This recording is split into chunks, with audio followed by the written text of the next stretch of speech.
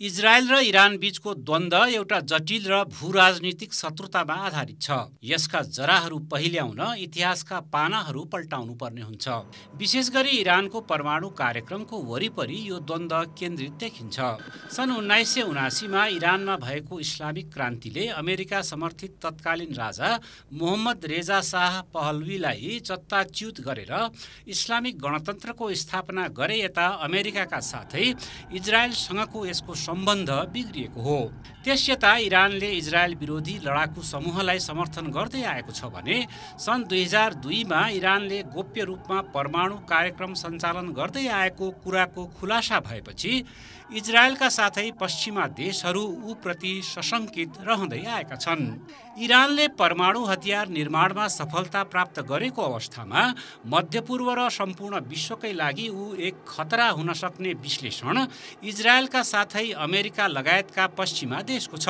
Iran र पश्चिमा राष्ट्रहरूबीच 2015मा भएको परमाणु सम्झौताबाट सन् 2018मा अमेरिका एकतर्फी रूपमा बाहिरिएपछि इरान परमाणु हतियार सम्पन्न राष्ट्र बन्न सक्ने सम्भावनाले इजरायल र पश्चिमा देशलाई त्रसित बनाउँदै आएको छ। एकातिर इरान र साउदी अरब बीच क्षेत्रीय शक्ति राष्ट्र बन्ने होडबाजी छ भने अर्कोतर्फ इरानले प्यालेस्टिनी लडाकु समूह हमास र लेबनानी लडाकु समूह हिजबुल्लाहका साथै यमनको विद्रोही समूह हुथीलाई पनि हतियार र आर्थिक सहयोग गर्दै आएको छ। इजरायलले हमास र हिजबुल्लाहलाई आफ्नो राष्ट्रिय सुरक्षामा प्रत्यक्ष खतराका रूपमा हेर्दै आएको छ भने इरानले उनीहरूलाई मलजल गर्दै आएको कुराले ऊ तेहरानप्रति रुष्ट रहँदै आएको छ। इजरायल हमास द्वन्द्व र इजरायल हिजबुल्लाह द्वन्द्व वास्तवमा इरान इजरायल छद्म द्वन्द्व भएको र इजरायल प्रतिको अमेरिकी समर्थनले यसलाई थप जटिल बनाएको विश्लेषकहरू बताउँछन्। खास गरी 2023को अक्टोबर 7मा इरान समर्थित प्यालेस्टिनी लडाकु समूह हमासले दक्षिणी इजरायलमा अचानक आक्रमण गरी करिब 1200को ज्यान लिनुका साथै 250 भन्दा बढीलाई बन्धक बनाएर लगेपछि इजरायल इरान प्रति थप आक्रोशित बनेको हो। त्यसयता गाजामा भीषण सैन्य कारवाही गर्दै आएको इजरायलले हमासका साथै लेबनानमा पनि आक्रमण गरी हिजबुल्लाहका शीर्ष नेताहरूको हत्या गरिसकेको छ। इजरायलले इरान भ्रमणमा रहेकै बेला नै हमास प्रमुख इस्माइल हनियालाई 2024को जुलाई 31मा तेहरानमा आक्रमण गरी हत्या गरेको थियो।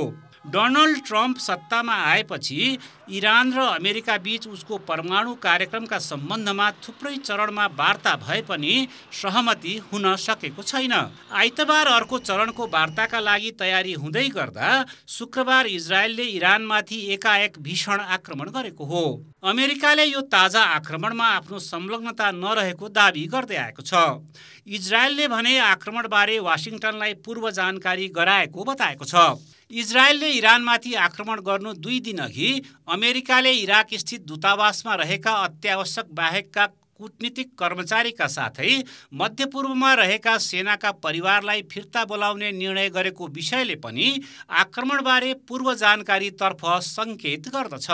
कतिपय विश्लेषकहरूले अमेरिकासँगको परमाणु वार्तामा इरान लचिलो नभएपछि वाशिंटनको इसारामा इजरायलले इरानमाथि आक्रमण गरेको र अमेरिकी शर्त मान्न तयार भएको अवस्थामा आक्रमणको सिलसिला पनि रोकिने विश्लेषण गरेका छन्। तर यी सबै विश्लेषणका बीच इजरायलले यसपटकको आक्रमणलाई इरानको सत्ता पल्टाउने तहमा पुर्याउने अड्कलबाजीहरू पनि इरान र इजरायल बीचको द्वन्द्वका जानकारहरूले गरिरहेका छन्।